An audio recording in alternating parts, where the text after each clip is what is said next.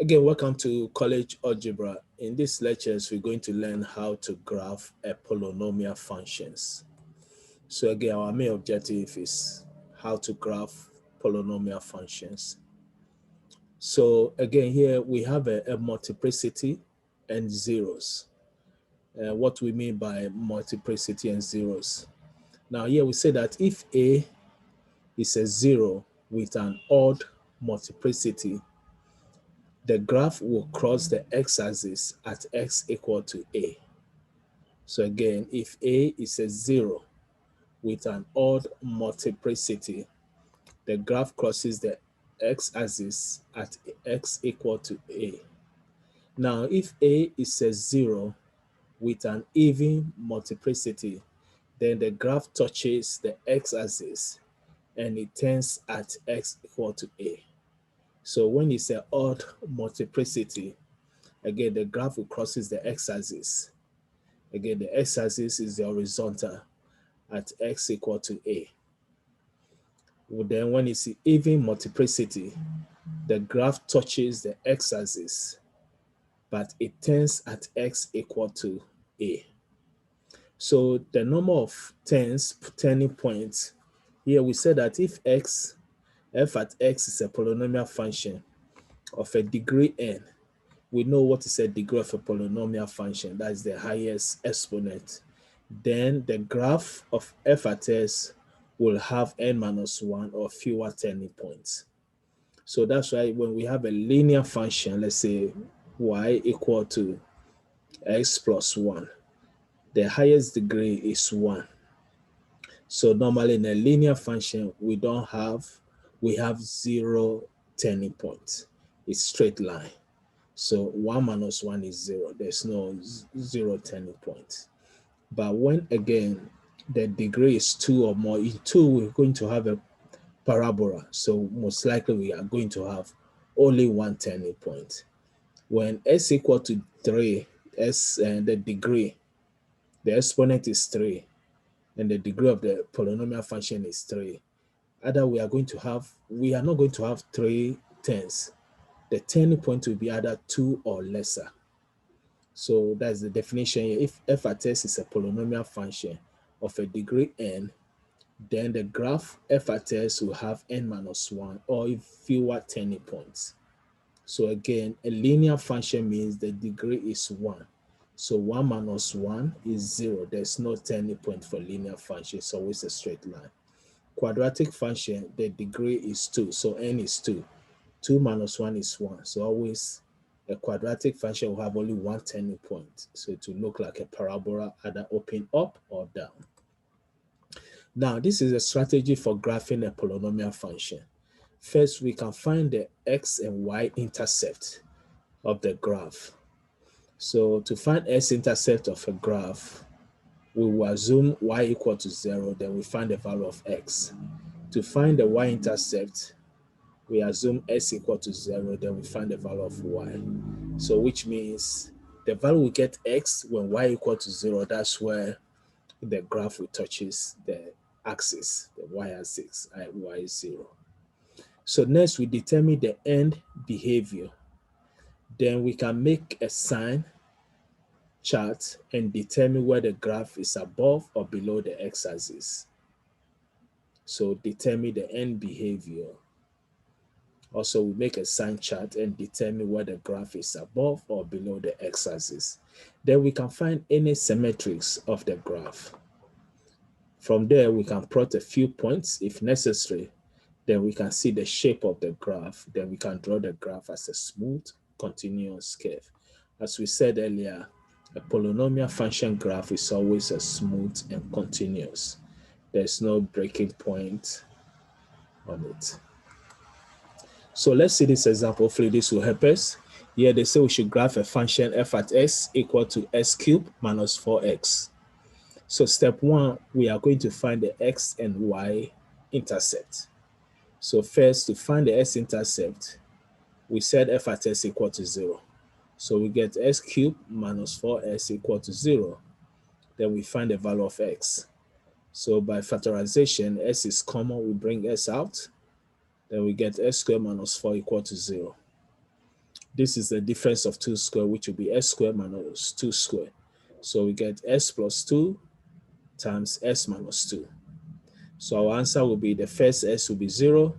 The second s we get negative 2, because s plus 2 equal to 0, s will give us negative 2. S minus 2 equal to 0, s will give us positive 2. So next, we know our s-intercept now.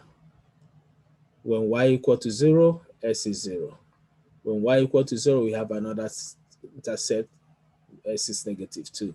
When y equal to 0 again, we have another one, s equal to positive 2. So these are the 0, 0, negative 2, 0, 2, and 0, because we have 3 s values, so 3 intercepts.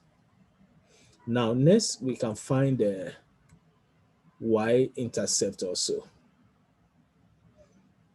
The next, actually, we have the y-intercept. To find the y-intercept, we can look at the graph here, which means s equal to 0. When s equal to 0, what is the value of y? Y will be 0 also, because it will be 0 cubed minus 4 times 0, 0. So that's the y-intercept also is 0, 0. So first step, we find the x and y-intercept. Next step, we want to see the behavior, determine the end behavior. So we know the degree of the function is 3, because s cubed minus 4x is 3. Since 3 is a odd number, remember the multiplicity rule. Odd number, and the leading coefficient also is positive 1, which is positive. Then we know that the end behavior of the function is like the function of f at s equal to s cubed. So the graph falls on the left and rises on the right, because again, the leading coefficient is a positive number, and also the degree of the function is a odd number. So the graph will fall on the left and it will rise on the right. Now, step 3, make the sign chart to determine whether the graph is above or below the x-axis. So here we will make the sign chart to determine the behavior of the function between the x-axis. So this is our sign chart here. First, we know the interval. Remember, we say the zeros of the polynomial function divide the x-axis into 4 intervals. Remember, we have negative 2, 0, and positive 2, and positive. So the interval will be the lowest value is negative 2. So from negative infinity to negative 2. Then we have 0, which is from negative 2 to 0. Then we have positive 2, so from 0 to 2.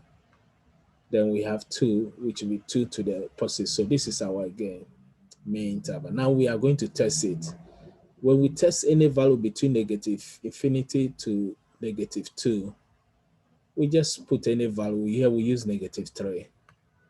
The answer we get was negative, so that's the negative point. Now from negative 2 to 0, we can use negative 1.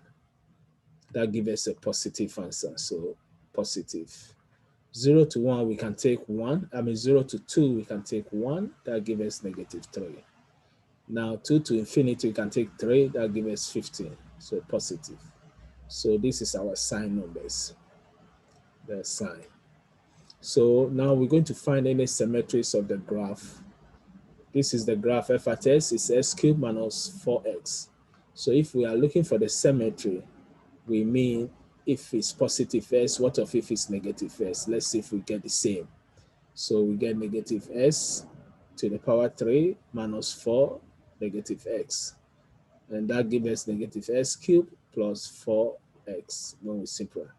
Now, since f at x is not equal to f at negative s, we don't have no symmetry. There is no symmetry above the y-axis. However, since f at negative x equal to negative f at s, there's a symmetry about the origin. So that's the point here. We can see f at x is s cubed minus 4x. But f at negative x, when we change s to negative x, if we have get the same s cubed minus 4x, then we say there's a symmetry about the y-axis, but it's not the same. Since they are not the same, there's no any symmetry about the y-axis. But we see that f at negative x is the same as equal to negative f at x. So there's a symmetry about the origin. So now we're almost done. We need to plot some few points. Remember, we have our intersection 0, 0, negative 2, and 0. We plot 1, we get negative 3, 2. But from here, we know the shape of our graph. So this will be the graph we saw from falling from left to rising to the right, the end determined point. Also, we're able to find the maximum values and also the 3 x-intercept values. So again, wish you the best, and that's the end of these lectures. Again, these lectures, we learn how to graph a polynomial function. And the best way, again, we can plot any values, create a table, and from the table, we can plot all the values to get x and y values. But following these steps will give us a very quick and accurate graph. So again, wish everybody the best. Thank you.